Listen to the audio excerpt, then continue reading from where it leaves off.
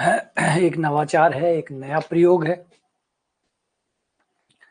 जय गणपति बप्पा,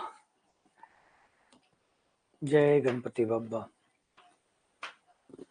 गणेश जी की फोटो इसलिए कि नई चीज शुरू कर रहे हैं तो गणेश जी के नाम से शुरू करें। ओम गण गणपताय नमः। तो गणेश जी महाराज की जय, और गणेश जी के नाम पे ही शुरू करते हैं। नया नवाचार कर रहे हैं। ये है स्लोप ऑफ द टेंजेंट। देखो है क्या चीज। आ जाओ, पहले आप सब लोग ज्वाइन कर लो। सब लोगों को मेरी तरफ से गुड आफ्टरनून। शुरू करते हैं, फिर आप लोग सब ज्वाइन हो चुके हैं और जो आ रहे हैं वो आ जाएंगे इन क्लास के बारे में। मैं पहले आपको थोड़ा सा डिटेल दे देता हूँ कि कंसेप्ट क्लास का मतलब क्या है। देखिए, कुछ टॉपिक ऐसे, नॉर्मली तो हम टॉपिक तो पढ़ रहे ही नहीं है ना, लाइव क्लास में भी पढ़ रहे हैं, रिकॉर्डेड में भी पढ़ रहे हैं, तो टॉपिक तो हम पढ़ ही रहे होते हैं। लेकिन कुछ टॉपिक ऐसे होते हैं जो थोड़ा सा एक्स्ट्रा ध्यान मांगते हैं। कुछ टॉपिक ऐसे हैं जो टफ होते हैं, समझने में बहुत दुखदायी होते हैं, परेशान करते हैं। और परेशान इसलिए करते हैं कि उनका जो आइडिया है, जो बेसिक आइडिया है, वो समझ में नहीं आता। जब तक वो बेसिक आइडिया समझ में नहीं आता, वो कंसेप्ट समझ में नहीं आता, तब तक वो चीजें चाहे आप कितनी बार भी पढ़ो, वो दिक्कत तो देती रहती है। ऐसे कुछ टॉपिक है जिनमें परेशान नॉर्मली मोस्टली ज्यादातर बच्चे इसको टॉपिक को लेकर परेशान है। अगर आप परेशान नहीं है तो बहुत बढ़िया बात है, बहुत ही उम्दा, बहुत ही शानदार चीज है। अगर आप परेशान नहीं है, आप होशियार है, तो बढ़िया है। लेकिन जो मैं बता रहा हूँ वो अधिकांश बच्चों के लिए सच है कि कुछ टॉपिक ऐसे हैं हमारे जो परेशान करते हैं, है ना। तो वो जो टॉपिक है जो परेशान करते हैं, जिसमें से अवकलन का अनुप्रयोग है। अवकलन के अनुप्रयोग के अंदर एक तो स्पर्शिका की ढाल, जो नॉर्मली बच्चों को परेशान करती है। उच्चिष्ट निम्निष्ट, जो बच्चों को परेशान करता है। तो स्पर्शिका की ढाल, उच्चिष्ट निम्निष्ट, वर्धमान हाशमान, और समाकलन का अनुप्रयोग, क्षेत्रकलन। तो ये कुछ खास टॉपिक हैं। और भी कई छोटे मोटे कई टॉपिक है जो नॉर्मली बच्चे को परेशान करते हैं। तो ये जो चीजें जो परेशान करती है, अगर आप उनको हम कवर कर ले, थोड़ा सा अलग से उनको कंसेप्ट कवर कर ले, तो वो आपको कॉन्फिडेंस दे देंगे। अगर एक बार आपको कॉन्फिडेंस आ गया, एक बार आप इनके बारे में जो बेसिक बात है, अगर वो समझ पाए कि एक्चुअली होता क्या है, ये होता क्या है, स्पर्शरेखा की ढाल का मतलब क्या है, क्या होती है ढाल, क्या होती है स्पर्शरेखा, और हम अवकलन कहां से बीच में आ गया, इसमें अवकलन कहां से बीच में आ गया, ढाल क्या होती है, स्पर्शरेखा क्या होती है, वक्र क्या होता है ना, ये अवकलन बीच में कहां से आ गया। ये जो सारी बातें, अगर हम ये चीजों को पकड़ ले, इन चीजों को अगर पकड़ ले, तो फिर सारी चीजें आसान हो जाती है। बस कोशिश यही, नया प्रयास है कि मैं आप लोगों को उस कंसेप्ट तक पहुंचा सकूं जो इनके साथ जुड़ा हुआ है, उस कंसेप्ट तक पहुंचा सकूं जो इसके साथ जुड़ा हुआ है। ठीक है, तो याद रखिए, ये क्लास कंसेप्ट क्लास है। कंसेप्ट क्लास का मतलब मैं आप वो आइडिया जो है ना, वो आप तक पहुंचाने की कोशिश करूंगा कि ये है क्या, ढाल क्या है, स्पर्श रेखा की ढाल क्या है, और उसका अवकलन से क्या लेना देना है, और किस टाइप से ये काम करता है। ठीक है, चलो तो शुरू करते हैं। स्पर्श रेखा की ढाल, धीरे धीरे धीरे थोड़ा सा टाइम लगेगा। कोशिश करूंगा कि 2 क्लास में मैं इसको कवर कर दूं।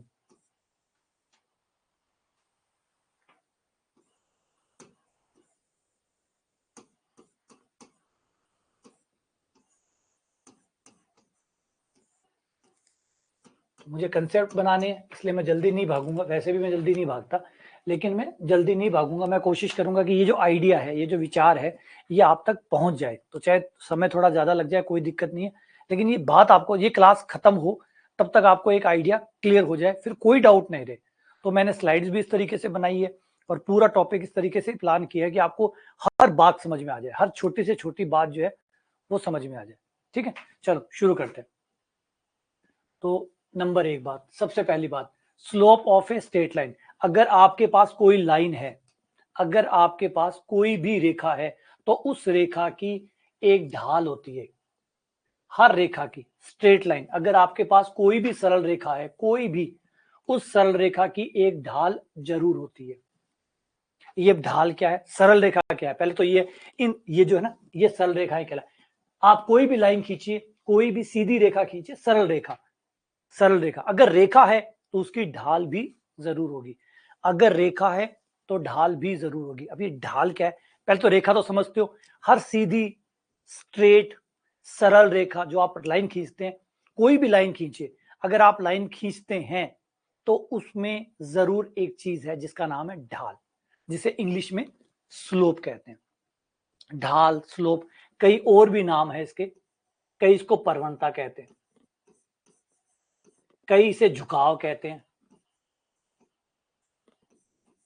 इंग्लिश में एक ही नाम है स्लोप, हिंदी में कई नाम है। इसे ढाल कहते हैं, परवणता कहते हैं, झुकाव कहते हैं। ये है क्या चीज? ये चीज है कि जब भी आप कोई लाइन लेंगे, कोई भी लाइन देंगे, देखिए ये लाइन को देखिए, ये लाइन थोड़ी कम झुकी हुई है, ये लाइन थोड़ी ज्यादा झुकी हुई है, ये लाइन थोड़ी और ज्यादा झुकी हुई है। इन तीनों लाइनों को अगर आप देखें, इन तीनों लाइनों को मैं थोड़ा पीछे ले जाऊं तो आपको नजर आएगा कि ये तीनों रेखाएं, ये एक्स एक्स के साथ थोड़ी कम कोण बना रही है, ये एक्स एक्स के साथ थोड़ी कम बना रही है, ये एक्स एक्स के साथ थोड़ा ज्यादा कोण बना रही है, ये एक्स एक्स से थोड़ा और ज्यादा कोण बना रही है। यानी ये जो लाइन है, पीले कलर वाली लाइन थोड़ी कम झुकी हुई है, पिंक वाली थोड़ी और ज्यादा झुकी हुई है, और ये और ज्यादा कोण बना रही है, ये और ज्यादा कोण बना रही है, ये और ज्यादा कोण बना रही है, वो और ज्यादा कोण बना रही है। यानी ये जो रेखाएं हैं, अगर हम इनके झुकाव को देखें, जो एक्स एक्स के साथ इनके झुकाव है, इसको देखें, ये एक्स एक्स के साथ पिंक वाली को देखो और ब्लू वाली को देखो, ये एक्स एक्स के साथ अलग अलग कोणों पे झुकी हुई है, अलग अलग कोणों पे झुक। अब आप सोचिए, कोई भी रेखा हो, रेखा चाहे कोई भी हो, कोई तो झुकाव होगा, झुकाव कुछ तो होगा। अगर यहां से मैं कोई और लाइन निकाल दूं, यहां से अगर मैं कोई तीसरी चौथी कोई और लाइन ले लूं, ये लो, ये भी तो झुकी हुई है। यानी मैं कोई भी लाइन खींचू, कैसी भी लाइन खींचू, हर लाइन एक्स एक्स से कोई तो कोण बनाएगी। हर लाइन, प्रत्येक रेखा, रेखा चाहे कोई भी हो, हर रेखा एक्स एक्स से कुछ तो झुकी हुई है, एक्स एक्स से कुछ तो झुकी है। हो सकती है पूरी झुकी हुई हो, चिपकी पड़ी हो एकदम, हो सकता है वाई एक्सिस 90 डिग्री पे हो सकता है 91 डिग्री, 92 डिग्री, 93 डिग्री से लेकर 180 डिग्री तक कोई भी कोण हो। 0 डिग्री से लेकर 180 डिग्री तक किसी न किसी कोण पे तो जरूर होगी। अगर रेखा है तो वो जरूर एक्स एक्स के साथ कोई ना कोई कोण बनाती होगी। अगर कोई भी रेखा है तो वो जरूर एक्स एक्स के साथ कोण बनाती होगी। कितना बनाती होगी? 0 से लेकर 180 के बीच में कुछ ना कुछ तो बनता ही होगा। 0 से लेकर 180 के बीच में कोई ना कोई कोण जरूर बनता होगा। दोबारा से, पीली वाली लाइन छोटा कोण बना रही है, पिंक वाली 90 बना रही है, वो 90 से ज्यादा बना रही है, यानी न्यून कोण बना रही है, ये समकोण बना रही है, और वो अधिक कोण बना रही है। यानी 0 डिग्री से लेकर कोण शुरू होगा और कहां तक जाएगा? 180 तक। कोई ना कोई कोण तो हर लाइन बनाती ही बनाती है, चाहे मैं लाइन कैसी भी खींचूं। और जब कोण बनाती है, अब ये जो कोण है इसको झुकाव कहते हैं, झुकाव।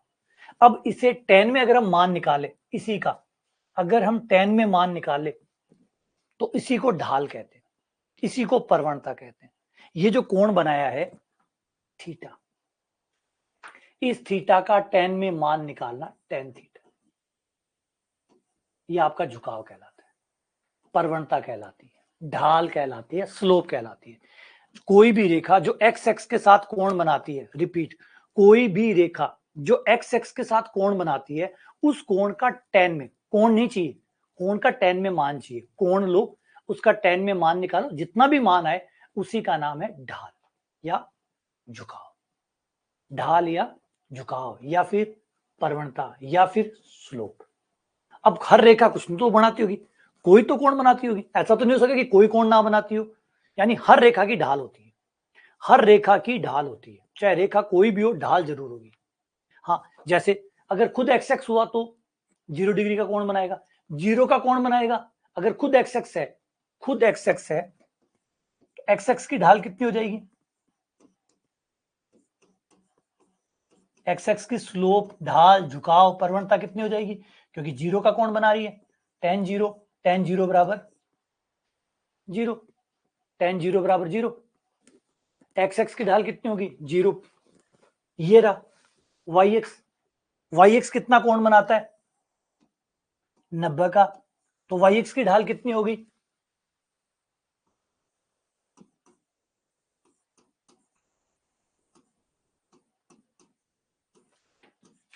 tan 90, कोण 90 बना रहा है, tan 90 यानी अनंत, ढाल होगी अनंत। तो कहने का मतलब ही, मैं निकाल के नहीं बता, मैं बता रहा हूं हर की ढाल होती है, किसी की कम हो जाएगी, किसी की ज्यादा हो जाएगी। आप तो कोण लो, tan में मान निकालो, वो ढाल होगी। हर रेखा की कोई ना कोई ढाल जरूर होगी, क्योंकि किसी ना किसी कोण पे तो होगी वो। वो रेखा किसी न किसी कोण पे तो होगी, जो कोण होगा उसका tan में मान निकालो, वो उसकी ढाल होगी। तो यानी रेखा है तो ढाल है, ढाल है तो रेखा है, हर रेखा के पास ढाल होती है, हर रेखा के पास ढाल होती है, इसलिए कहते हैं slope of a straight line. Her straight line के पास जरूर एक स्लोप होती है, चाहे कितनी भी क्यों ना हो। डन, ठीक, चलो आगे बढ़ते हैं।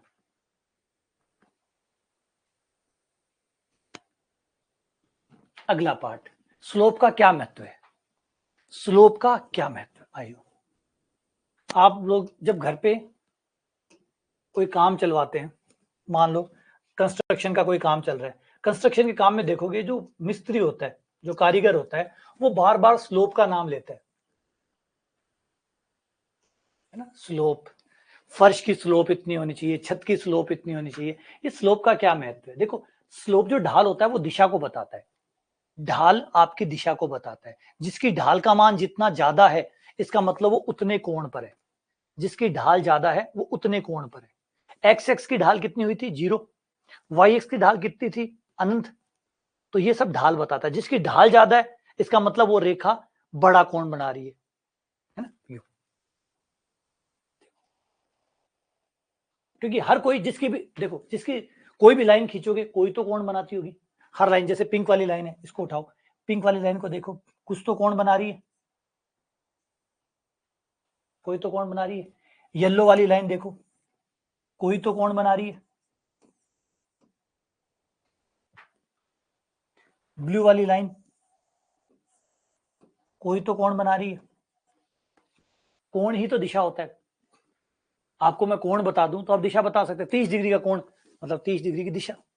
तो एक्चुअल में ढाल कुछ और नहीं, आइडिया कोण का आइडिया है। कोण का tan में मान निकाल लो, वो ढाल बन गया, वो ढाल बन गया मतलब दिशा बन गया एक प्रकार की। तो दिशा होगी, ढाल एक प्रकार की दिशा है। ढाल से आप पता कर सकते हैं कि कोण कितने का है, क्योंकि ढाल दी है तो tan थीटा है, तो आप थीटा भी पता कर सकते हैं, थीटा से tan थीटा पता कर सकते हैं, बात तो एक ही है, वो एक थीटा और एक tan थीटा है, ठीक है ना।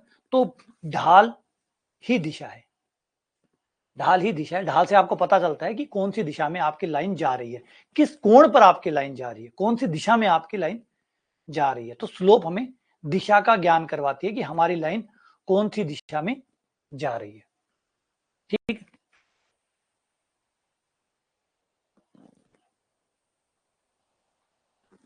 तो ढाल कैसे निकालते हैं, ढाल निकालने के लिए, ढाल निकालने के लिए ये रही हमारी कोई लाइन, कोई भी लाइन लीजिए, उस लाइन को जाके देखिए कि वो एक्स एक्स से कितने का कोण बनाती है, उसका एक्स एक्स से बना हुआ कोण नापिए। अच्छा, कोई जरूरी नहीं आप एक्स एक्स से नापो, ऐसे लाइन खींच के भी नाप सकते हो। ये देखो, ये लाइन भी एक्स एक्स का ही काम कर रही है, ये खींचो, कहीं से भी निकाल लो, कोई दिक्कत नहीं, बात एक ही है, क्योंकि सब रेखाएं समांतर है, ये सारी रेखाएं समांतर है। समांतर है तो ये सारे कोण, ये वाला कोण निकाल लो, चाहे ये वाला कोण निकाल लो, चाहे ये निकाल लो, ये सारे कोण बराबर होने। आप कोई भी कोण, आप एक्स एक्स के समांतर एक लाइन खींच लो, फिर आपकी जो लाइन है उसके साथ कोण पता कर लो कितने का कोण है, उसका tan में मान निकाल लो, वो आपकी ढाल होगी। और ढाल को हम m द्वारा व्यक्त करेंगे, m द्वारा व्यक्त करेंगे, m बराबर tan थीटा।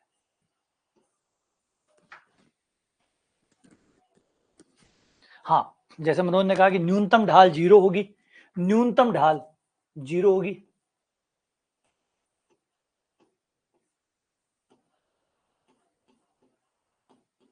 ये 0 और ये अनंत। यहाँ पे आपकी ढाल अधिकतम हो जाएगी अनंत, 0 डिग्री पर सबसे कम हो जाएगी, फिर ये अनंत होगी, ठीक है। चलो, तो जब भी आपको सरल रेखा का ये पता हो कि सरल रेखा एक्स एक्स से कितने का कोण बनाती है, जब आपको पता हो कि सरल रेखा एक्स एक्स से कितने का कोण बनाती हो, तो फिर आप उसकी ढाल निकाल सकते हैं इस तरीके से। आप कोण पता करो, कोण का tan में मान निकालो, वही आपकी ढाल हो जाएगी, m बराबर tan थीटा है ना। हम ढाल को m से निरूपित करेंगे, क्योंकि ढाल नाम लिखना बड़ा लगता है, इसलिए m यूज करेंगे, m बराबर tan थीटा। चलो आगे बढ़ते हैं, आ जाओ।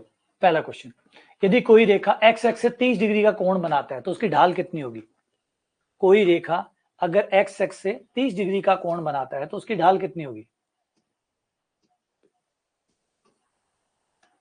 कोई रेखा अगर एक्स एक्स से 30 डिग्री का कोण बनाती है तो उसकी ढाल कितनी होगी?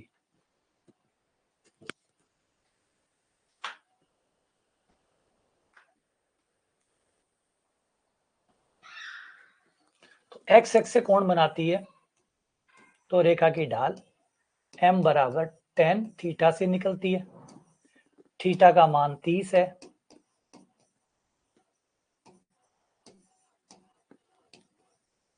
tan 30 का मान 1/√3 होता है, तो ढाल का मान हो गया 1/√3। तो आंसर हो गया सी, 1/√3। ठीक है, 1/√3। ठीक है, सही है यहां तक।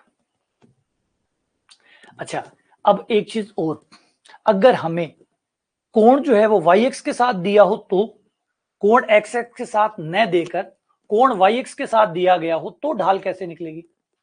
अगर सरल रेखा की ढाल निकालनी हो जब कोण वाई एक्स के साथ दिया गया हो, हमें यह दे दे कि रेखा वाई एक्स से इतने का कोण बना रही है, रेखा वाई एक्स से इतने का कोण बना रही है, तो फिर हम उसकी ढाल कैसे निकालेंगे?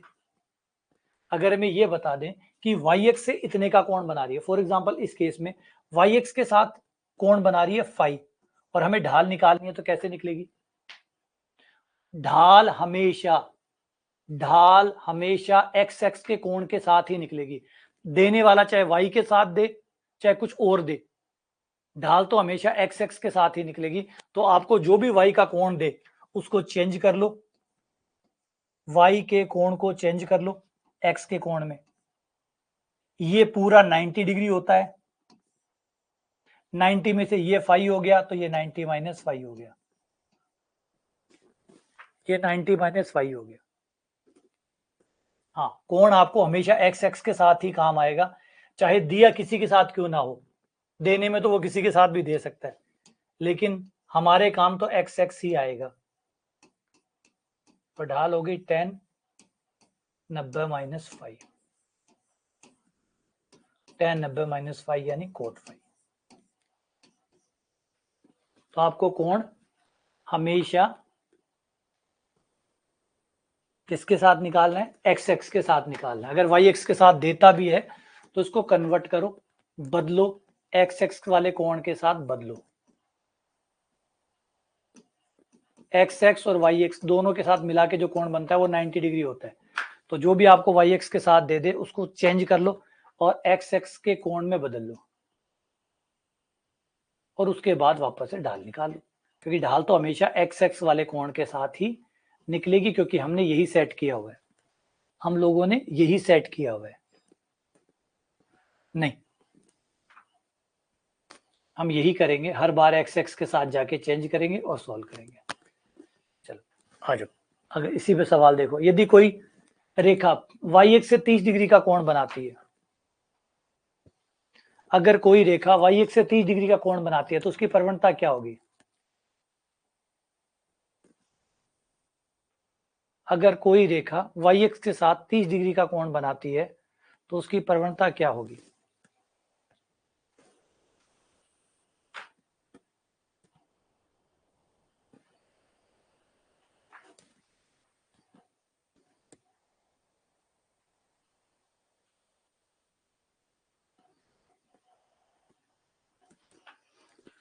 तो अगर कोई रेखा वाई एक्स के साथ 30 का कोण बनाती है तो इसका मतलब ये हुआ कि वो एक्स एक्स के साथ 60 का कोण बनाएगी।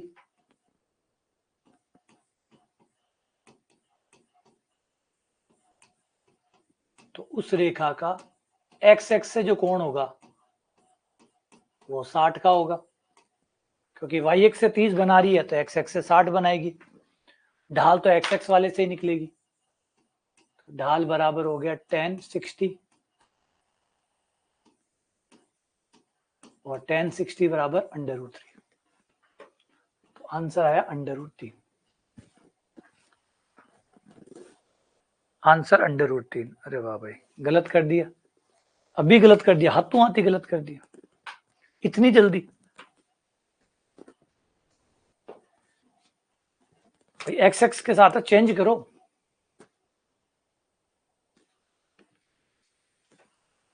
ठीक है, चलो आगे बढ़ते हैं। अगला क्वेश्चन, इसे समझो। यदि कोई रेखा दोनों अक्षों से समान कोण बनाती है तो उसकी प्रवणता क्या होगी? अगर कोई रेखा दोनों ही अक्षों से बराबर कोण बनाती हो, कोई रेखा अगर दोनों ही अक्षों से बराबर कोण बनाती हो तो उसकी प्रवणता क्या होगी?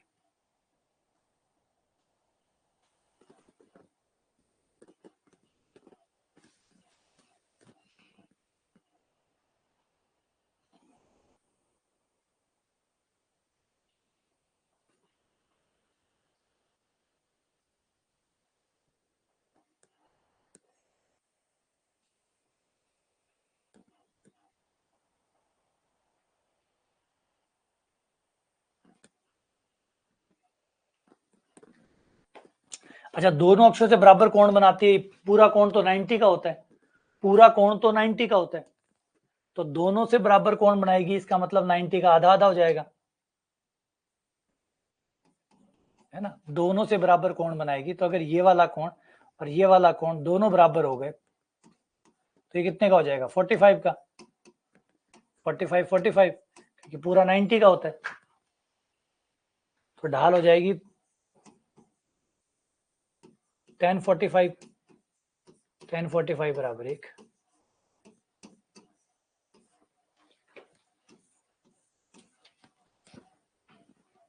ठीक है, चलो आगे बढ़ते हैं।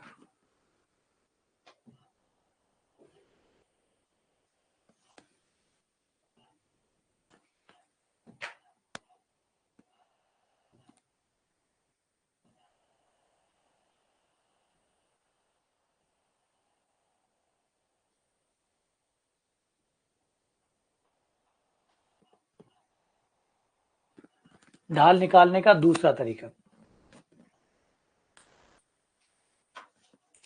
अगर रेखा पर दो बिंदु ज्ञात हो, कोण ना देकर दो बिंदु दे दे,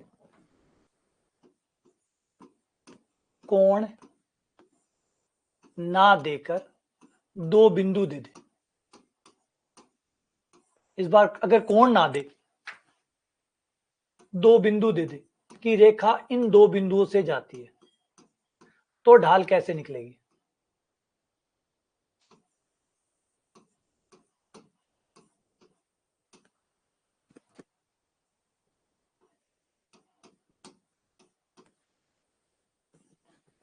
कोण ना देकर दो बिंदु दिए हों, कोण ना देकर दो बिंदु दिए हों,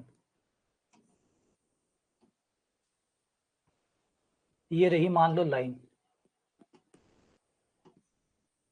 और इस लाइन का कोण नहीं बताया, कोण नहीं बता के दो बिंदु बता दिए, इसमें हमें दो बिंदु दे दिए कि ये रेखा एक बिंदु x1 y1 से गुजरती है, एक बिंदु P है, x1 y1 यहां से गुजरती है, एक बिंदु Q है, x2 y2 वहां से गुजरती है, तो फिर तो बिल्कुल आ जाओ, x1 y1 से गुजरती है, इसका मतलब ये दूरी x1 है,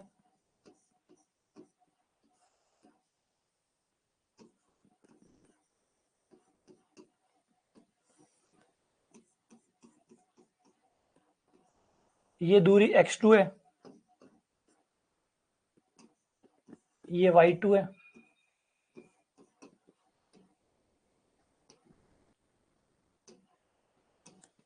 इसे मिला दिया, ये होगी x2 माइनस x1, ये हो गई y2 माइनस y1, चित्र में देखो ये y1 है, ये y2 है, तो ये y2 माइनस y1 हो गई, ये x2 माइनस x1 हो गई। अगर ये रेखा थीटा कोण बनाती है, ये रेखा थीटा कोण बनाती है, तो ढाल क्या होती है? tan theta. ढाल क्या होती है? tan theta. tan थीटा बराबर लंब बटा आधार भी तो होता है, लंब बटा आधार, तो चित्र में देखो आधार कितना है? आधार है हमारा लंब बटा आधार, लंब है y2 माइनस y1 बटा x2 माइनस x1, तो आप ऐसे भी निकाल सकते हो, y के निर्देशांकों में अंतर बटा x के निर्देशांकों में अंतर, y2 माइनस y1 बटा x2 minus x1, y2 minus y1 बटा x2 माइनस x1। एग्जाम्पल के लिए यदि कोई रेखा इन दो बिंदुओं से गुजरती है, P बराबर है 2 3 तथा Q बराबर है 4 5, तो PQ की ढाल हो जाएगी बराबर y2 minus y1, y2 minus y1, ये y2 ये y1 बटा x2 माइनस x1 2 बटा 2, ये कट गया ये कट गया, y2 माइनस y1 बटा x2 माइनस x1। ठीक है, तो ढाल निकालने के दो तरीके हो गए। अब ढाल निकालने के दो तरीके हमें पता चल गए।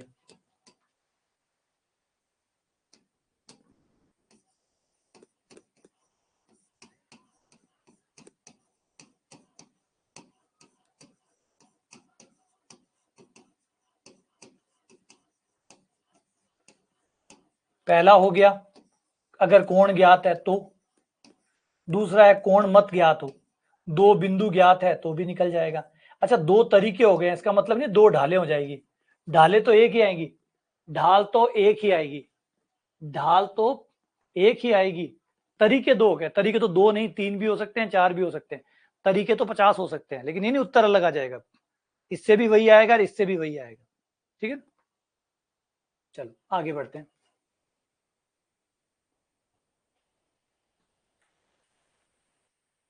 क्वेश्चन दिया है कि एक रेखा है जो बिंदु 1 2 3 के से गुजरती है और एक्स एक्स से 45 डिग्री का कोण बनाती है, के का मान क्या होगा?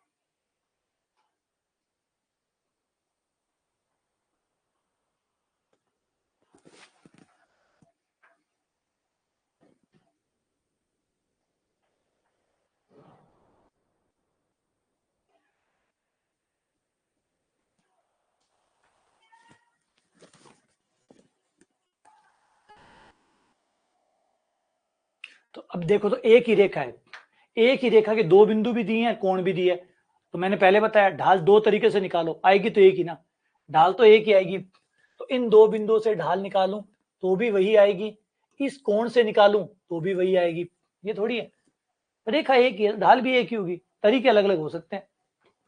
तो tan थीटा से निकाल लो और चाहे तो y2 माइनस y1 बटा x2 माइनस x1 से निकाल लो, आनी तो एक ही है। ठीक है, tan का मान 45, थीटा का मान 45, y2 जो कि k है, y1 जो कि 2 है, x2 जो कि 3 है, ये 1 है। tan 45 का मान 1 हो गया, k माइनस 2 बटा 2, वज्र गुणा करने पर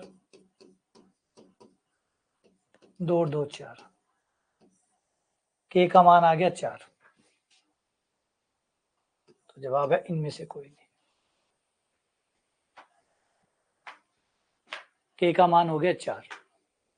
तो ये बात समझने वाली है कि ढाल तो ढाल ही है, ऐसे निकालो चाहे वैसे निकालो, ये थोड़ी कि इस तरीके से निकालोगे तो अलग ढाल आएगी, अगर रेखा एक है तो ढाल भी एक है, रेखा एक है तो ढाल भी एक है, चाहे कोण वाले सूत्र से निकालो चाहे y2 माइनस y1 बटा x2 माइनस x1 से निकालो, वो तो एक ही आनी है। ठीक है, आ जाओ आगे बढ़ते हैं। एक्स एक्स की ढाल, एक्स एक्स की ढाल कितनी होगी, एक्स एक्स की ढाल कितनी होगी,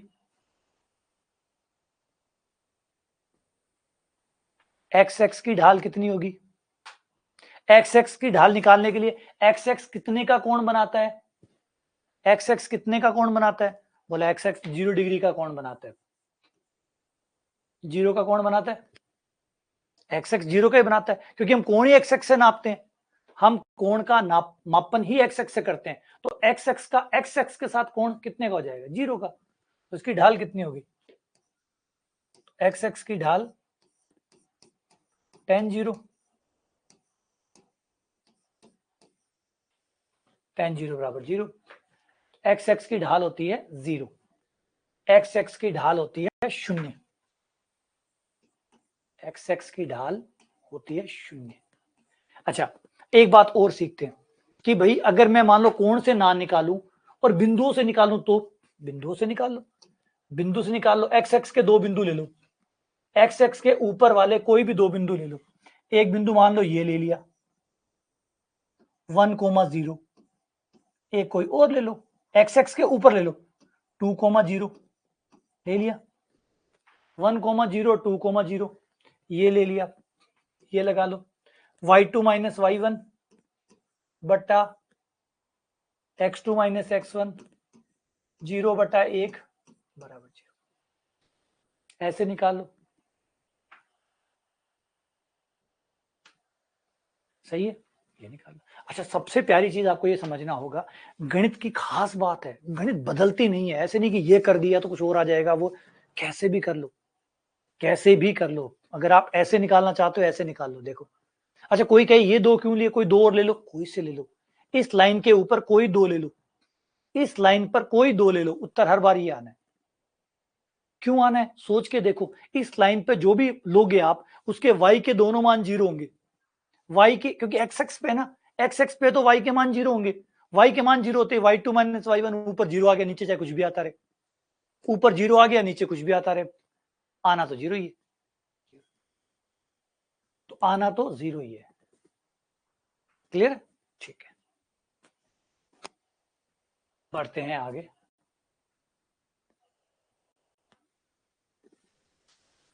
यदि कोई रेखा एक्स एक्स के समांतर हो तो उसका झुकाव कितना होगा,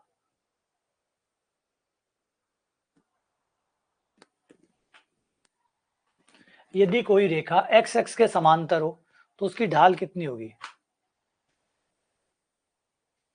किसी पे निकालो, किसी पे निकालो, मूल बिंदु पे निकालो, निकालो तो सही, सोचो मत, निकाल के देखो, करके देखो,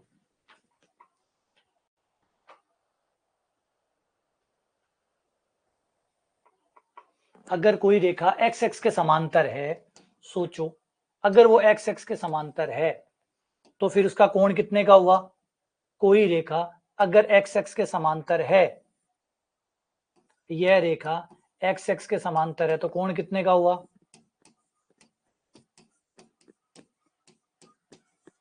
कोण 0 का हुआ,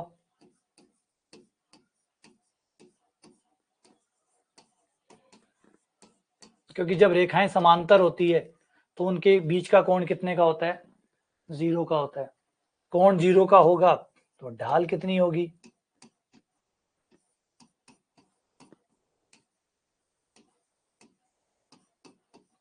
tan 0 बराबर 0।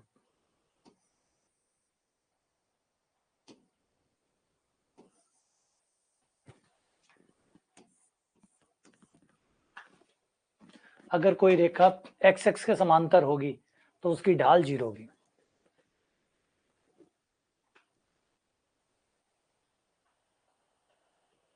आगे बढ़ते हैं, वाई एक्स की ढाल,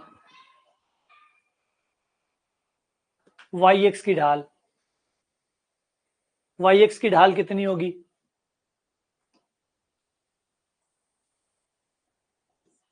कितनी होगी वाई एक्स की ढाल,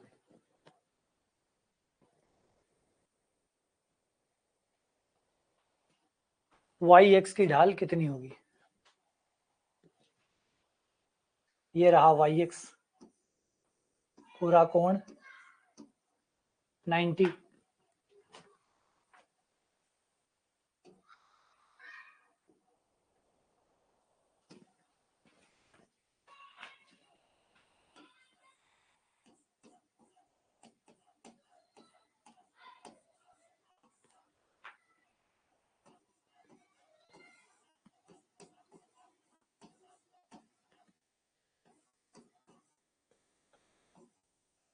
1090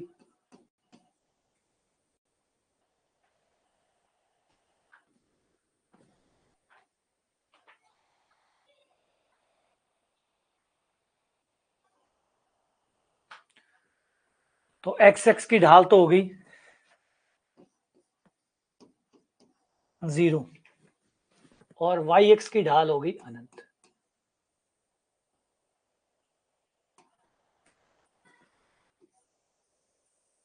x की ढाल 0 और y की ढाल अनंत।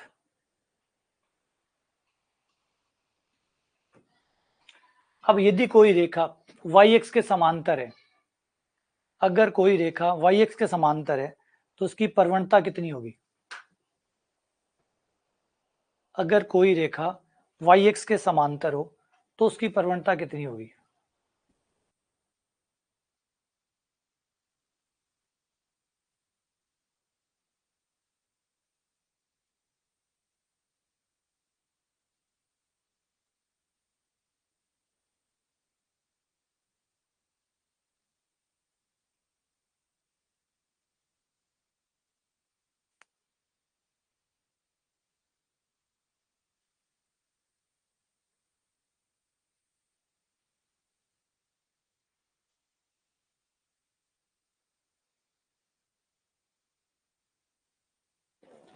बिल्कुल, अगर कोई रेखा y के समांतर होगी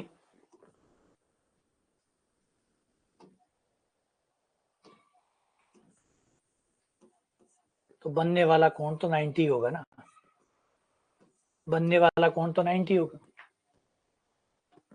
कोण 90 होगा तो जो ढाल है या जो प्रवणता है या फिर जो झुकाव है या फिर जो स्लोप है वो 1090 होगा। 1090 इन्फिनिटी होता है, अनंत आ जाएगा। ये अनंत आ गया।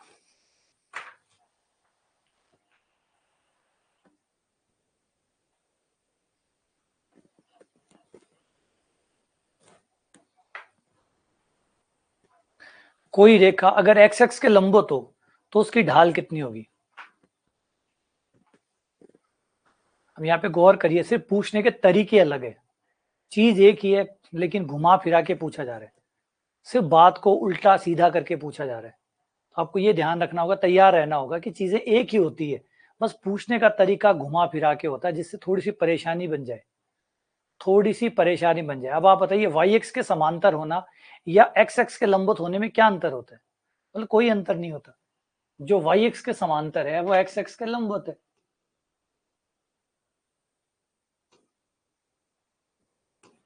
और गणित में बस यही खेल खेला जाता है कि एक चीज को एक तरीके से ना पूछकर दूसरे तरीके से पूछा जाता है। कभी आपसे y के समांतर कह के पूछेगा और कभी आपको x के लंबवत कह के पूछेगा। तो x के लंबवत हो और चाहे y के समांतर हो, दोनों में क्या अंतर है? बस पूछने का तरीका दो है, पूछने का तरीका दो हो गया। देखो, अगर आप x से लंबवत है, 90 डिग्री का कोण बना रहे हैं तो यही बात होगी, ये y के समांतर ही तो हो गया।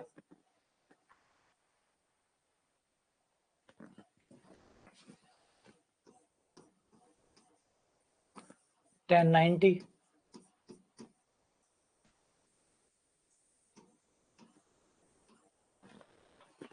ये अनंत हो गया।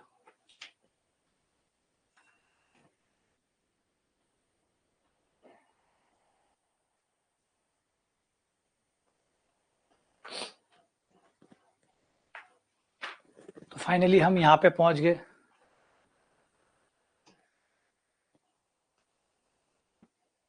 क्या फॉर्मूला पढ़ा?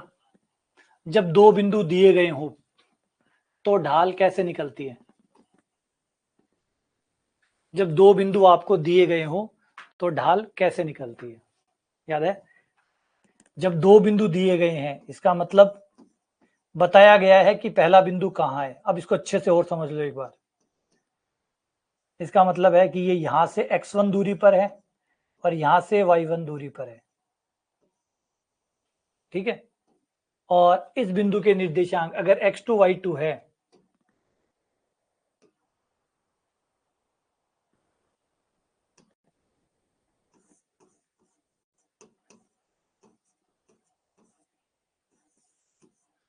इसका मतलब ये है, ये दूरी y2 है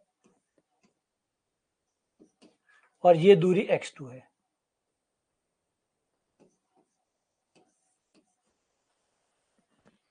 जिससे हम tan थीटा का मान निकालेंगे और वो दोनों को मिला के टेबल से इस तरीके से हमने tan थीटा को बराबर कर दिया। ये हो गया आपका y2 माइनस y1।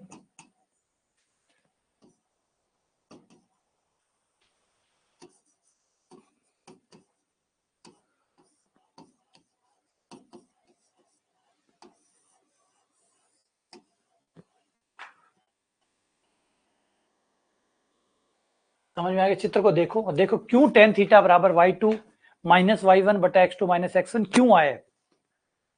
ये इसको ढाल क्यों बोल रहे हैं? क्योंकि दोनों एक ही हैं, दोनों एक ही है। अगर कोई समकोण त्रिभुज में tan थीटा बोल रहा है या लंब बटा आधार बोल रहा है तो एक ही बात है। tan थीटा बोल दो, लंब बटा आधार बोल दो, एक ही बात है। कोई पाई बोल रहा है और कोई 3.141592 डैश डैश बोल रहा है तो पाई ही बोल रहा है।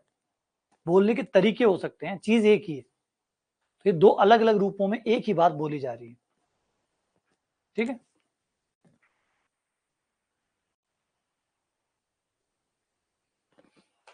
इन दो बिंदु को मिलाने वाली रेखा की ढाल कितनी होगी?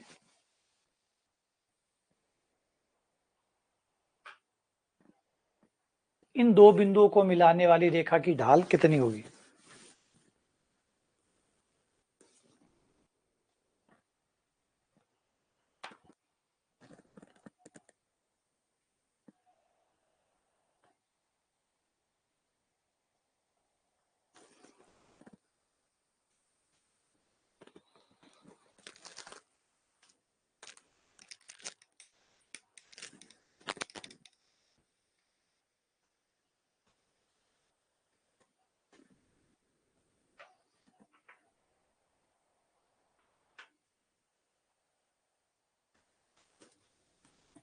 ये आपका पहला बिंदु हो गया x1 y1।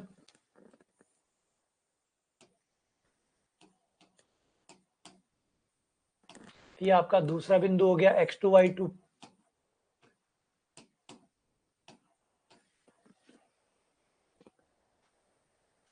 ढाल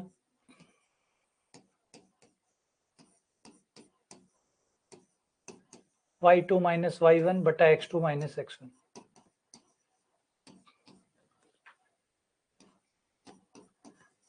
5 माइनस 2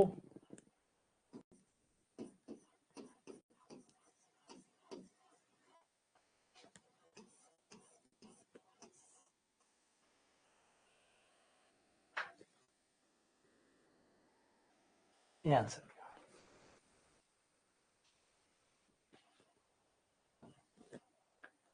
दो रेखाएं समांतर है, अगर दो रेखाएं समांतर है तो उनकी ढाल में क्या संबंध होगा? अगर दो रेखाएं समांतर हो तो उनकी ढाल में क्या संबंध होगा? देखो और मुझे बताओ, फिर मैं बताऊं। अंदाज अभी तक पढ़ाया उसका इस्तेमाल करके बताओ। अगर दो रेखाएं समांतर है तो उनमें ढाल में क्या संबंध होगा? अगर इसकी ढाल m1 है और इसकी ढाल m2 है तो m1 m2 में क्या संबंध होगा? अच्छा, बराबर होगी। क्यों बराबर होंगी? बराबर होंगी तो क्यों बराबर होंगी? क्यों बराबर होंगी? आज आप ये भी सीखेंगे कि बराबर यूं ही नहीं होती, क्यों बराबर होंगी?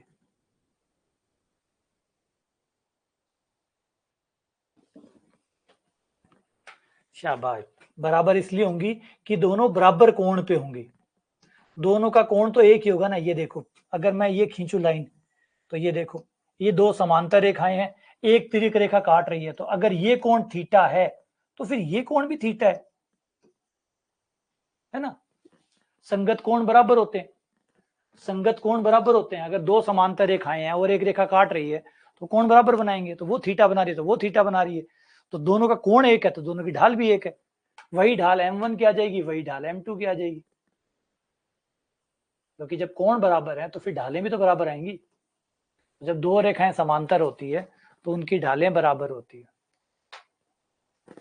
क्योंकि दोनों बराबर कोण बनाती है, दोनों रेखाएं बराबर कोण बनाती है, दोनों का कोण बराबर है, समांतर होंगी।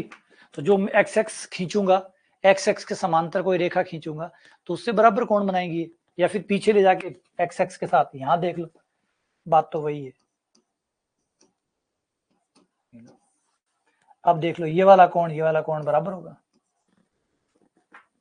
चाहे तो ऊपर से देख लो, नीचे से देख लो, बात तो एक ही है, तो कहीं से भी देख लो, तो ये कोण तो बराबर बनेगा, कोण बराबर बनेगा तो ढाल भी बराबर रहेंगी। तो जब दो रेखाएं समांतर होती है तो उनकी ढालें बराबर होती है, और ढालें बराबर होती है तो समांतर होती है। बात दोनों साइड से सही है, बात दोनों साइड से सही है, सिर्फ एक साइड से नहीं, दोनों साइड से सही है। समांतर होंगी तो ढालें बराबर होंगी, ढालें बराबर होंगी तो समांतर होंगी, क्योंकि ढाल बराबर है मतलब कोण बराबर बना रही है, कोण बराबर बना रही है तो समांतर है, समांतर है तो ढाले बराबर है, ढाले बराबर है तो समांतर है।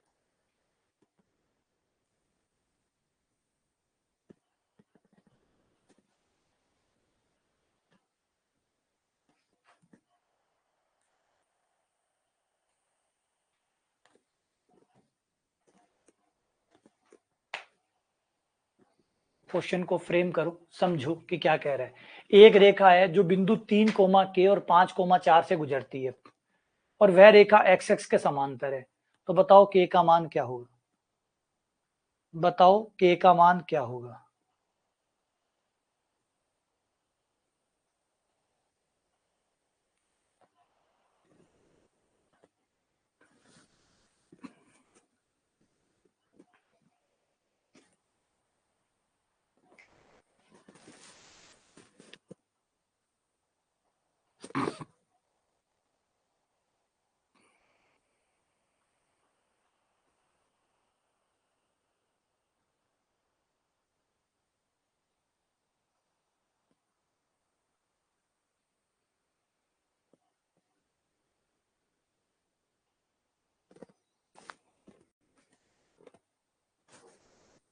तो क्वेश्चन कह रहा है कि ये समांतर है, देखो क्वेश्चन कह रहा है कि ये समांतर है, तो जैसे ही वो समांतर कहता है इसका मतलब इनकी ढाल और एक्स एक्स की ढाल बराबर है, क्योंकि समांतर है, समांतर है तो फिर ढालें बराबर है।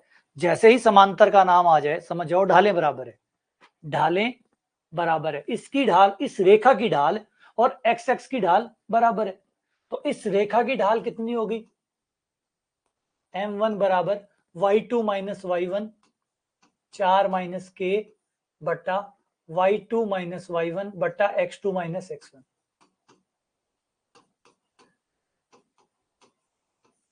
ये लो, ये m1 आ गया 4 माइनस के बटा 2, ये ढाल इसकी आ गई, एक्स एक्स की ढाल कितनी आई, +0 आ गई, क्योंकि एक्स एक्स की ढाल 0 ही तो होती है, एक्स एक्स की ढाल 0 होती है।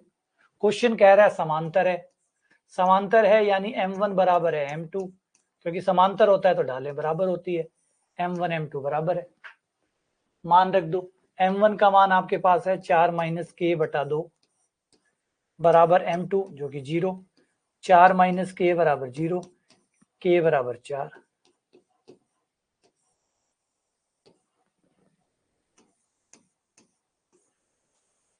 के बराबर 4।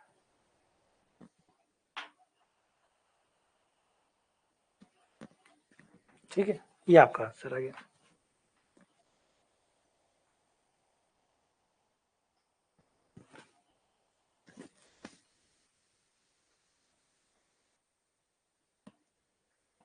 थोड़ा सा बदल के, इन बिंदुओं को से गुजरने वाली रेखा y x के समांतर है,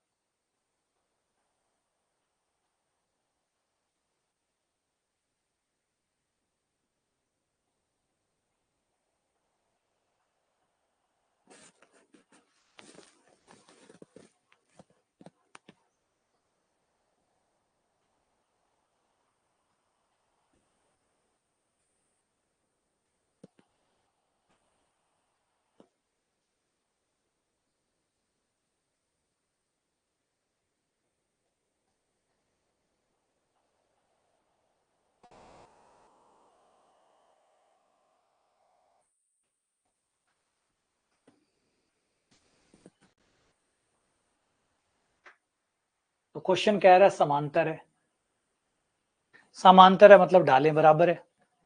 तो इस रेखा की ढाल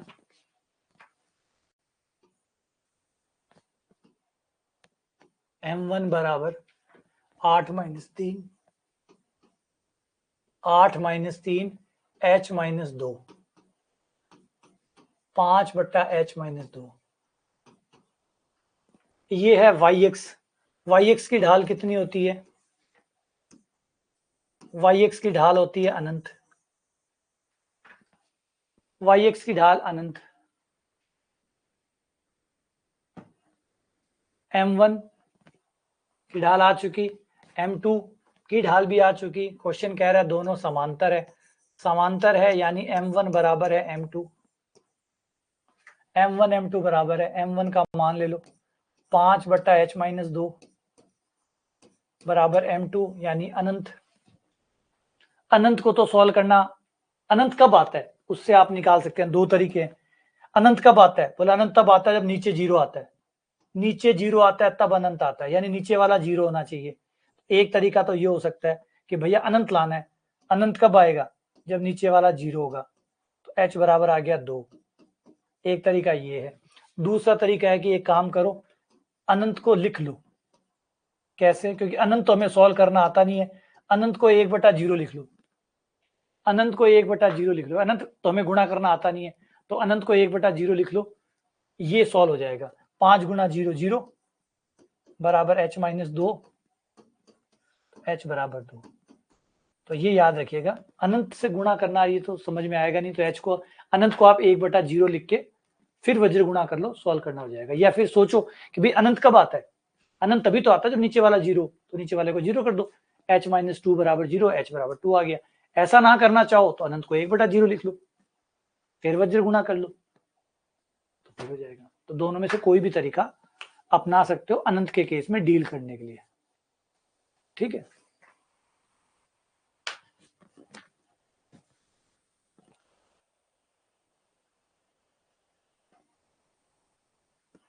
चलो आगे बढ़ते हैं।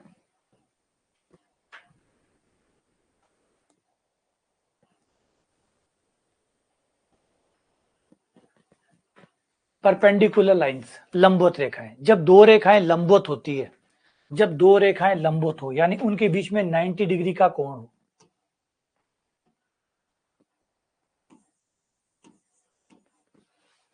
जब दो रेखाएं 90 डिग्री के कोण पर हो तो क्या होता है? 90 डिग्री पर, ध्यान से देखना, हाँ बिल्कुल शर्त आपको याद होगी, नहीं है तो शर्त है, बनाएंगे भी बनाएंगे भी।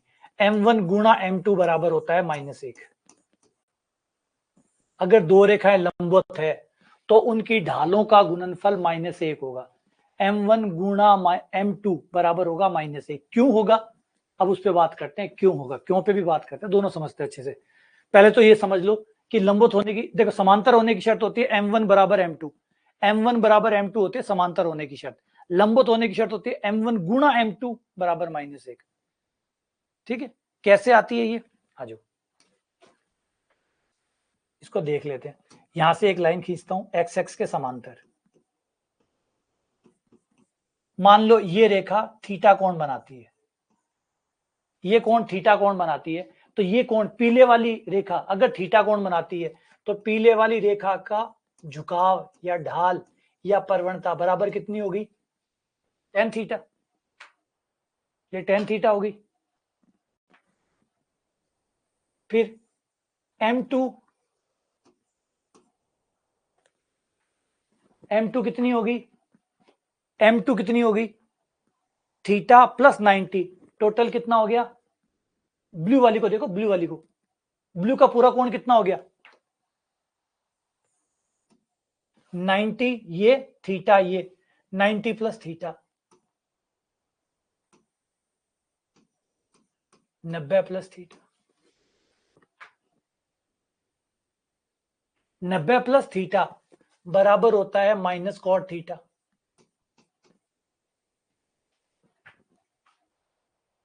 नब्बे प्लस थीटा 90 प्लस थीटा बराबर होता है माइनस कॉस थीटा। अगर मैं अब m1 और m2 की गुणा करूं तो कितना आएगा? m1 गुणा m2, अगर दोनों की गुणा करूं तो क्या आ जाएगा? tan theta into minus cot theta.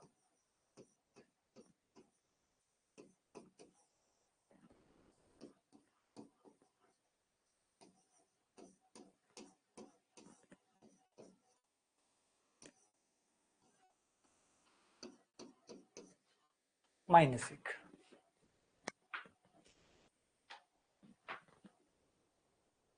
इसीलिए m1 गुणा m2 बराबर -1 होता है। तो जब दो रेखाएं लंबवत होती है तो उनकी ढालों का गुणनफल -1 होता है। समांतर होती है तो m1 बराबर m2 होता है, लंबवत होती है तो m1 गुणा m2 बराबर -1 होता है। इससे आप पता लगा सकते हैं कि रेखाएं लंबवत है या समांतर है, या फिर दोनों ही बातें लागू नहीं है तो इसका मतलब ना लंबवत है ना समांतर है, फिर किसी भी और कोण पर है, बता नहीं सकते भी क्या है। तो ये शर्त लागू हुई तो लंबवत है, ढाले बराबर आई मतलब समांतर है, और ये दोनों ही लागू नहीं है तो फिर इसका मतलब है ना तो 0 पे है, ना तो समांतर है, ना लंबवत है, फिर तो शायद किसी और चीज पे होगी, क्या पता किस पे होगी। लागू होगी तो ठीक है, नहीं लागू तो क्या बताएं, कुछ नहीं बता सकते बस।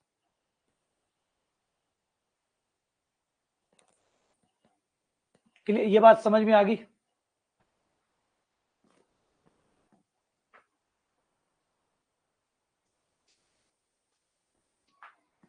क्लियर है ये बात? m1 गुणा m2 बराबर -1, ढाली निकाली, m1 बराबर tan थीटा, m2 बराबर tan 90 प्लस थीटा जो कि माइनस कॉट थीटा हो गया, दोनों की गुणा कर दी, कट के -1 आ गया। ये लंबवत होने की शर्त हो गई। ठीक है,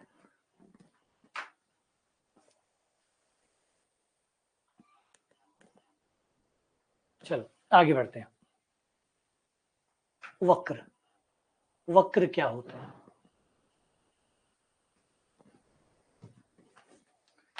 वक्र क्या होता है? कोई भी चित्र को देखिए, कोई भी समीकरण, ये देखे, ये रहा एक्स एक्स, ये रहा वाई एक्स, ये एक वक्र कहलाता है। कोई भी आड़ा टेढ़ा, कोई भी चित्र, कोई भी डायग्राम एक वक्र कहलाता है। कोई भी आड़ा टेढ़ा, कुछ भी, कैसा भी आड़ा टेढ़ा, अरे भारत ये तो पढ़ ले बेटा, ये तो पढ़ ले, और सब कुछ आ जाएगा, चिंता मत कर, ये तो पढ़ ले, या ये बंद कर दें बीच में, तो क्या समस्या हो जाती है यार।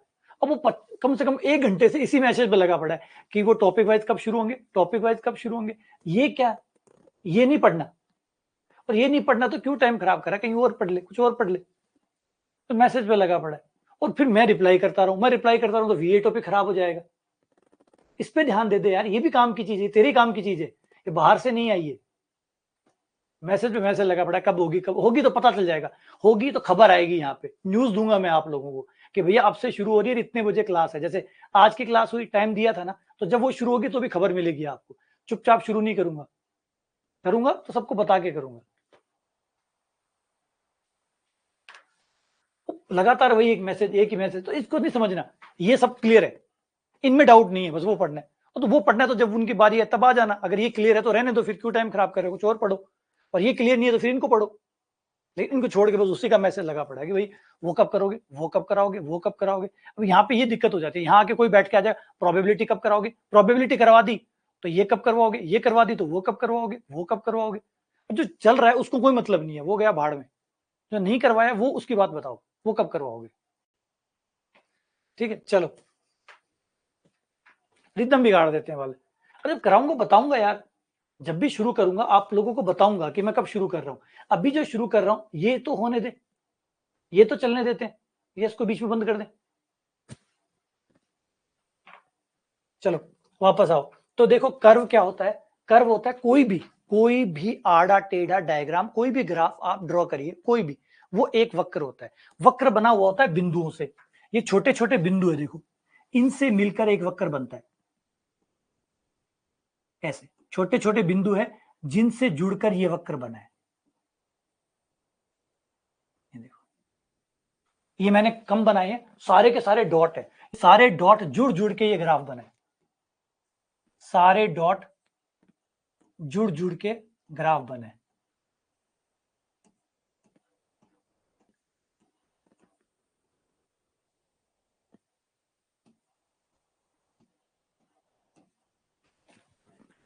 इस तरीके से कोई भी ग्राफ जो होता है, कोई भी जो ग्राफ होता है वो dot dot dot dot dot dot dot dot dot dot dot dot करके बना हुआ होता है। ये जितने भी डॉट आपको दिख रहे हैं ये कोई ना कोई समीकरण को फॉलो कर रहे हैं। अगर आप किसी भी बिंदु पे जाएं, हर बिंदु एक समीकरण को फॉलो कर रहा होगा, एक समीकरण को मान रहा होगा। फॉर एग्जाम्पल इसका समीकरण मान लीजिए ये है x square plus x minus 1। हर डॉट इस समीकरण को फॉलो करेगा। हर डॉट समीकरण को फॉलो करने का मतलब है किसी भी बिंदु पे जाकर जब आप x का और y का मान निकालेंगे और वो यहां रखेंगे तो ये संतुष्ट होगा, ये संतुष्ट होगा। तो आप कह सकते हैं कि इसी समीकरण से ये ग्राफ बना है या इसी ग्राफ से ये समीकरण बनी है, दोनों एक ही बात है। समीकरण ही ग्राफ है, ग्राफ ही समीकरण है। ये बात कैसे हुई, थोड़ा सा इसको धीमा करके समझते हैं कि देखो हर ग्राफ का कोई ना कोई समीकरण होता है। समीकरण का क्या मतलब होता है, ये चीज हमने पहले भी पढ़ी है, 3D में भी पढ़ी है और कॉम्प्लेक्स में भी ये बात पढ़ी थी। 3D में समीकरण, समीकरण का मतलब होता है कोई भी ग्राफ होता है वो बिंदुओं से तो बना होगा और हर बिंदु का x, y होगा, कुछ तो x, y होगा, मतलब x निर्देशांक, y निर्देशांक। ये x, y किस समीकरण को मानते हैं, किसको फॉलो करते हैं, वो इस वक्र का समीकरण कहलाता है। जैसे अगर इस वक्र का समीकरण ये है, यदि ये है तो फिर हर बिंदु, किसी भी बिंदु पे जाके उसका x निर्देशांक और y निर्देशांक जब आप यहां रखोगे तो ये समीकरण को संतुष्ट करेगा ही करेगा। तो हर समीकरण का एक वक्र होता है, हर वक्र की एक समीकरण होती है। रिपीट, हर समीकरण का एक वक्र होता है, हर वक्र की एक समीकरण होती है। हर समीकरण का एक वक्र होता है, हर वक्र की एक समीकरण होती है। यहां अब इसका कोई भी बिंदु, इस वक्र का कोई भी बिंदु, कोई भी बिंदु, गौर करिए, हर बिंदु इस समीकरण को मानेगा ही मानेगा। एक भी बिंदु आपको इस वक्र पे नहीं मिलेगा जो अपने समीकरण को नहीं मानता हो। तो आप कह सकते हैं, इसीलिए मैंने कहा, आप कह सकते हैं कि समीकरण ही वक्र है, वक्र ही समीकरण है। आप कोई भी आड़ी टेढ़ी समीकरण ले लीजिए, कैसी भी समीकरण ले लीजिए, वो कोई ना कोई चित्र जरूर बनाएगी और हर चित्र से कोई ना कोई समीकरण जरूर बनेगी। यानी हर समीकरण गणित के लिए, ये गणित के लिहाज से बहुत इंपॉर्टेंट है, हर समीकरण का एक चित्र होता है और हर चित्र का एक समीकरण होता है। हर वक्र का एक समीकरण होता है और हर समीकरण का एक वक्र होता है। आप अपनी कॉपी में चाहे जैसी समीकरण लिख लीजिए, वो जरूर कोई ना कोई चित्र बनाएगी, जरूर कोई ना कोई चित्र बनाएगी। हर समीकरण कोई चित्र बनाएगी और हर चित्र एक समीकरण जरूर बनाएगा, ये हमेशा होगा। इसके लिए एक छोटा सा एग्जांपल के लिए आ जाओ, डेस्मोस देखते हैं।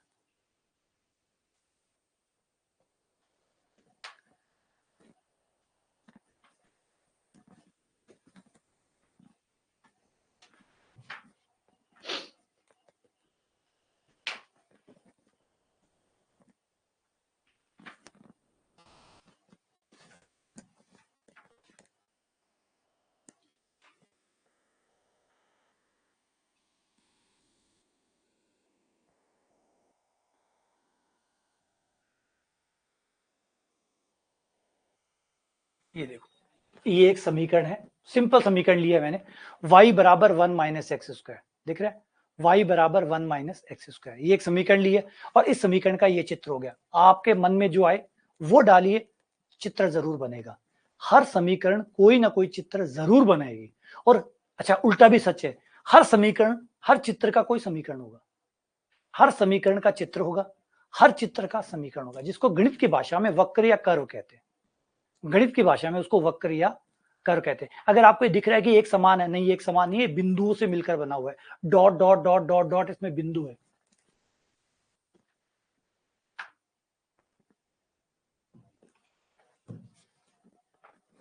इस तरीके से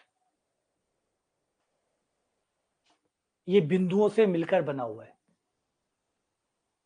आपको लगेगा इसके बीच में बिंदु नहीं है, सब बिंदु ही बिंदु है, बीच में भी बिंदु है, करो बड़ा।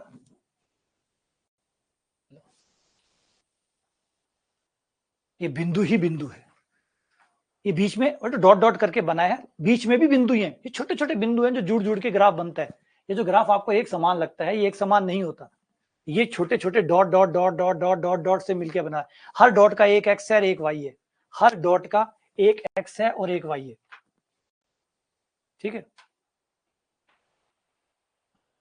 देखो चल रहा है, हर डॉट का एक एक्स है और एक वाई है। मैं बिंदु को देखो,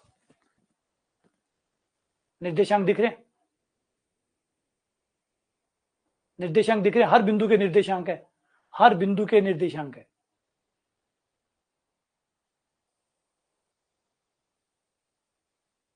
हर बिंदु के कोई ना कोई निर्देशांक है, चाहे हर बिंदु के निर्देशांक चाहे कोई भी हो, लेकिन वो इस समीकरण से ही बने हैं, इस समीकरण को संतुष्ट करेंगे। ये समीकरण है जिसको वो संतुष्ट करेगा।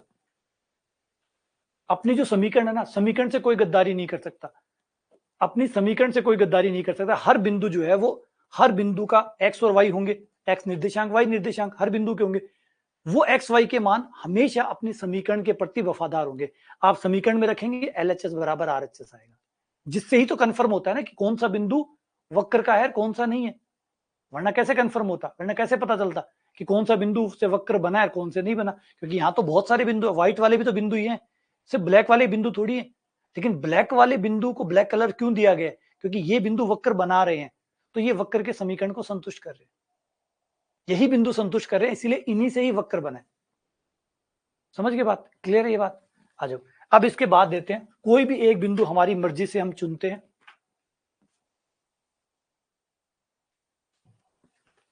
कोई भी एक बिंदु हमारी मर्जी से हमने चुन लिया, ये चुन लिया। अब हर बिंदु पे एक स्पर्श रेखा खींची जा सकती है, ये देखो हर बिंदु पे एक स्पर्श रेखा हम ड्रॉ कर सकते हैं, हो गया। हर बिंदु पे एक स्पर्श रेखा खींच सकते हैं। स्पर्श रेखा किसे कहते हैं? जो टच करके जाती है, बस छू के जाती है, केवल छू के जाती है, काटती नहीं है। देखो काट नहीं रही है, गौर करो, काट नहीं रही है, देखो बस छू के जा रही है, बस टच करते हुए चली गई, इसे कहते हैं स्पर्श रेखा। अच्छा, हर बिंदु की अलग अलग होती है स्पर्श रेखा? हाँ, हर बिंदु की अलग अलग होती है। देखो हर बिंदु पे अपनी स्पर्श रेखा आएगी, बिंदु को चलाते हैं, हर बिंदु की अपनी स्पर्श रेखा है। अगर आप वक्र के अलग बिंदु पे जाओगे तो अलग बिंदु पे अलग स्पर्श रेखा आएगी।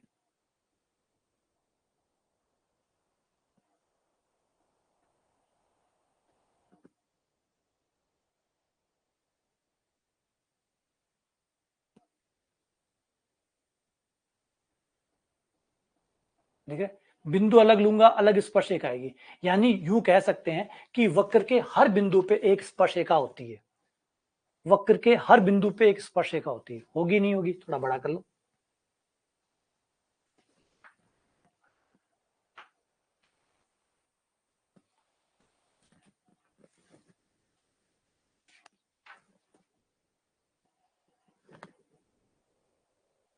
हर बिंदु पे देखो, गौर करो, मैं बिंदु चेंज कर रहा हूं, उसको लेके घूम रहा हूं, देखो स्पर्श रेखा अलग आ रही है नहीं आ रही?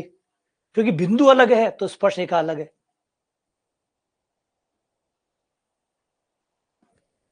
सही है। अब इंटरेस्टिंग बात यहां पे ये है, अब इसे समझना ये होगा कि अगर मैं इस बिंदु पे हूं, अगर इस बिंदु पे हूं तो इस बिंदु पे ये स्पर्श रेखा है, किसी और बिंदु पे कोई और स्पर्श रेखा है, किसी और बिंदु पे कोई और है, किसी और बिंदु पे कोई और है, किसी और बिंदु पे कोई और है, हर बिंदु पे अलग स्पर्श रेखा है। अगर इस बिंदु पे हूं तो यहाँ पे ये स्पर्श रेखा है, किसी और बिंदु पे कोई और है, किसी कोई और बिंदु पे कोई और है ना, सब पे अलग अलग है। हर रेखा की ढाल होती है, तो इसका मतलब हर बिंदु पे एक स्पर्श रेखा होगी, स्पर्श रेखा होगी तो स्पर्श रेखा मतलब रेखा होती है, रेखा होगी तो ढाल होगी, तो इसका मतलब इस लाल वाली लाइन की ढाल होगी, हर बिंदु पे एक ढाल होगी।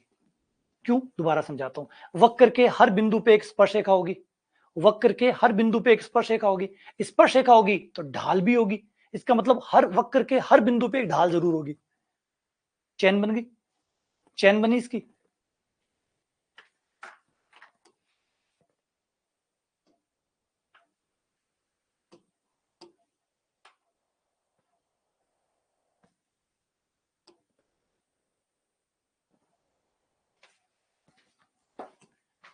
तो हमने क्या पकड़ा कि वक्र के प्रत्येक बिंदु पर, वक्र के किसी भी बिंदु पे जाओ,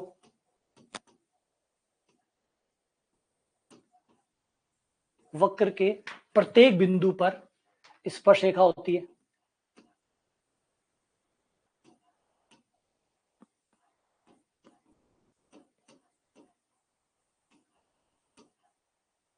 स्पर्श रेखा रेखा ही तो होती है।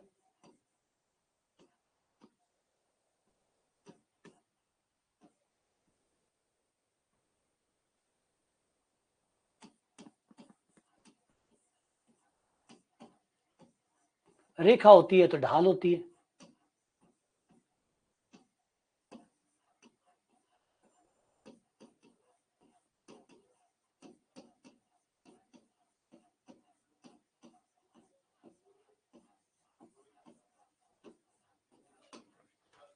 ये तो कनेक्शन जुड़ गया, ये तो कनेक्शन जुड़ गया, ये तो कनेक्शन जुड़ गया। वक्र के हर बिंदु पे कोई ना कोई स्पर्श रेखा होगी। बोला हाँ होगी, स्पर्श रेखा होगी यानी रेखा होगी, रेखा होगी तो ढाल होगी, हाँ ढाल होगी। अब बात ये, ढाल निकालोगे कैसे? ढाल निकालोगे कैसे? मान लो ये वो पॉइंट है, ये रही रेखा, निकाल के बताओ ढाल कैसे निकालोगे? अब तुम निकाल ही नहीं सकते। कैसे नहीं निकाल सकते? ना तो हमें कोण पता, ना तो हमें कोण पता, ना हमें दो बिंदु पता, तो ढाल कैसे निकाले? अब इस बिंदु पर, इस वक्र पे, वक्र का समीकरण हमें पता है, वो रहा y बराबर, ये रहा वक्र का समीकरण। अच्छा बिंदु भी पता है, मान लो ये बिंदु भी हमें दे दिया x0 y0। इस समीकरण का और इस बिंदु का उपयोग करके क्या हम ढाल निकाल सकते हैं? क्या हम, समीकरण हमारे पास है, समीकरण हमारे पास है, जो वक्र है उसका समीकरण हमारे पास है, उस वक्र का बिंदु हमारे पास है जिस बिंदु पे ढाल निकालनी है। तो क्या ये समीकरण और ये ढाल हमारी मदद कर सकते हैं? ये समीकरण और ये बिंदु क्या हमारी मदद कर सकते हैं कि इस रेखा की ढाल, इस स्पर्श रेखा की ढाल कितनी है? तो जवाब है हाँ, कर सकते हैं। कैसे कर सकते हैं? आ जाओ, ये लोग हमारी कैसे मदद करेंगे?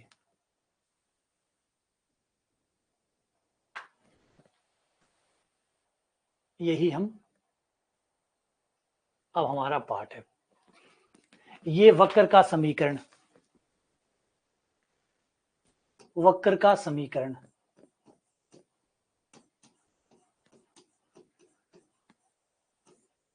प्लस बिंदु, ये दोनों मिलकर हमें उस बिंदु पर खींची गई स्पर्श रेखा की ढाल कैसे बताएंगे, ये हमें जानना है। ये हमारी कैसे मदद करेंगे? तो आ जाओ पहले चित्र में। अब आ जाता है स्पर्श रेखा की ढाल। हर बिंदु पे एक स्पर्श रेखा है, हर बिंदु पे। इस पे ये रही, इस पे ये रही, इस पे ये रही, इस पे ये रही। अब इनकी ढाल, क्योंकि ये रेखाएं स्पर्श रेखाएं हैं, स्पर्श रेखा भी तो रेखा ही होती है, स्पर्श रेखा भी तो रेखा होती है, रेखा होती है तो ढाल होती है, रेखा होगी तो ढाल होगी। ढाल कैसे निकलेगी? अब अच्छा, क्या ढाल निकाल तो रहे हैं टेन थीटा से, टेन थीटा से निकाल रहे हैं, y2 माइनस, तो वो तो निकाल रहे हैं। सवाल ये है कि जो वक्र का समीकरण है वो क्या काम आया? वो बिंदु का निर्देशांक क्या काम आया? हमारे बिंदु का निर्देशांक दिया हुआ है, वो क्या काम आया? बिंदु का, इस वक्र का समीकरण हमारे पास है, वो क्या काम आया? हमें जो समीकरण दिया गया है y बराबर fx, इस वक्र का, क्या वो कोई काम नहीं आएंगे? बिंदु के निर्देशांक दिए गए हैं x0 y0, ये कोई काम नहीं आएंगे।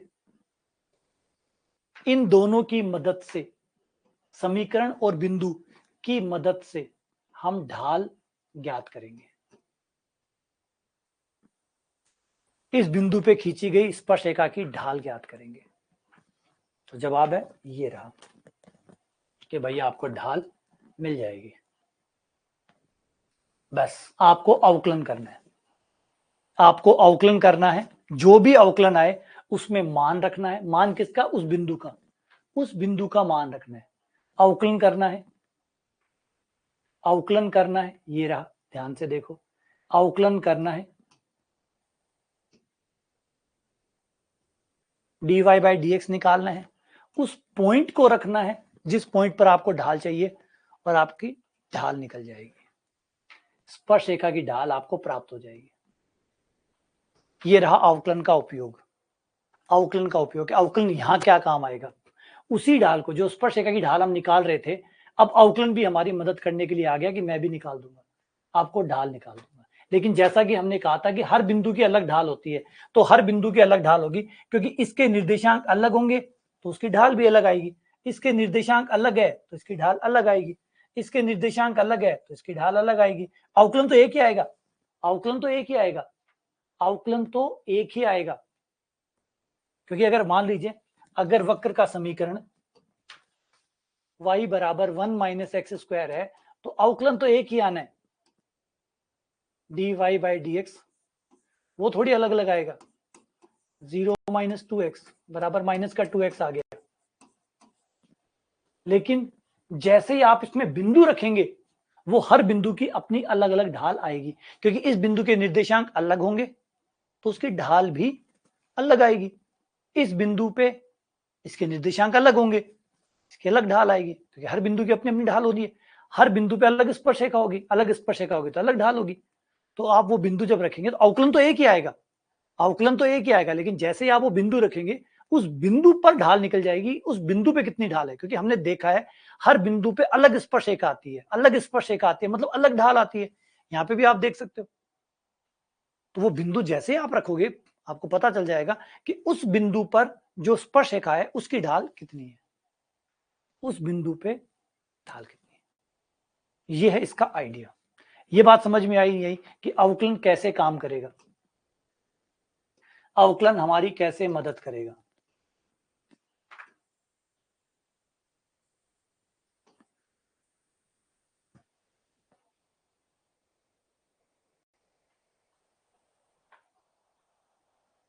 सही है।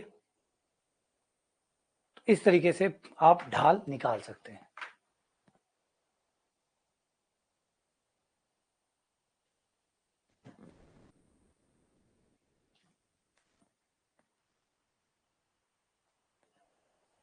ये रहा सवाल।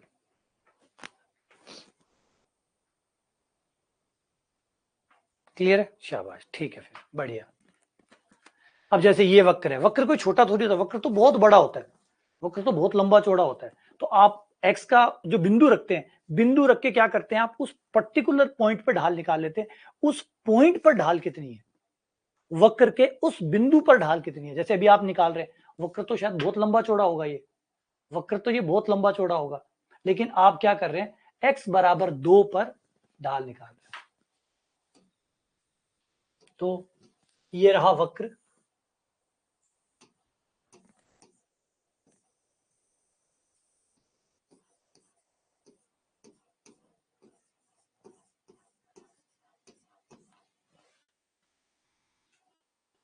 ये अवकलन आया, ये अवकलन है, ये ढाल नहीं, ये ढाल नहीं, ये तो अवकलन है।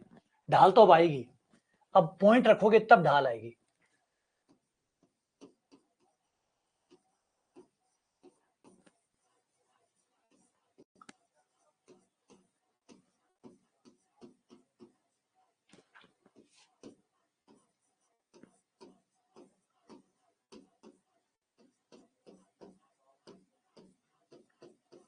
ये आ गई 11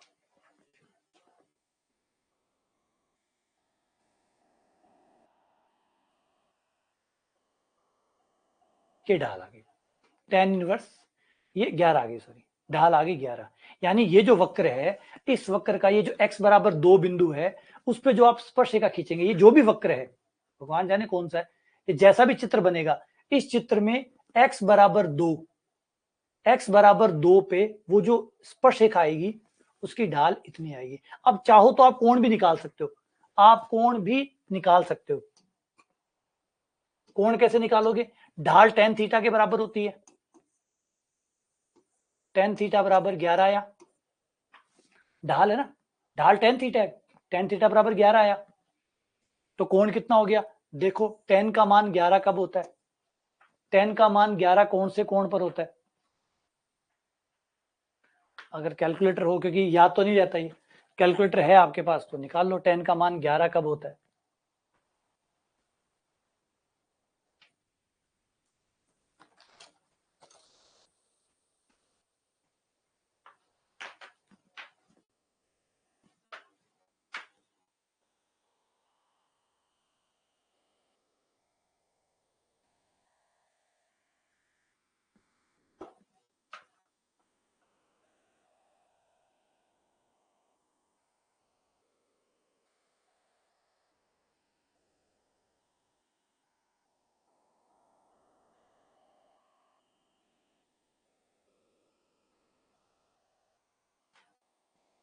लगभग 84.8 डिग्री।